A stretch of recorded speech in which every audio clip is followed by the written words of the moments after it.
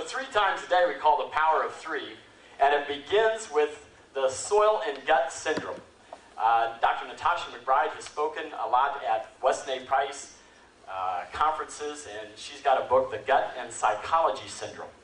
Well, recently, Dr. Tom Callan, in the winter 2009 edition of Wise Traditions, which if you haven't joined the Weston A. Price Foundation, we strongly encourage you to do so.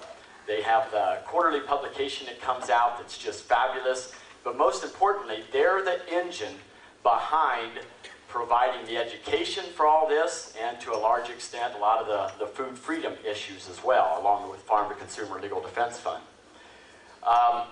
From a farmer's perspective, when we, or if it happens that we overgraze the soil, there's grave consequences to doing that, even on a grass-fed farm.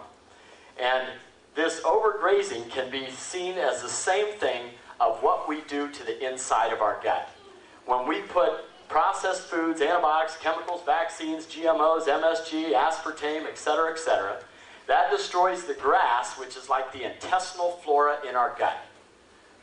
The cracked soil, the intestinal villi, is unable to produce enzymes to break down and utilize nutrients, sugar, starches, grains, even raw milk, which leaches through cracks in the soil and contaminates the groundwater, which in our gut is like the bloodstream.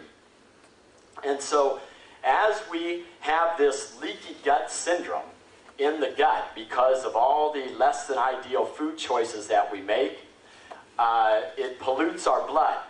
And at the farm we do live blood cell analysis, and that's where you take a drop of blood, put it under a dark field microscope, and you're able to see all the impurities in the blood resulting from incomplete digestion.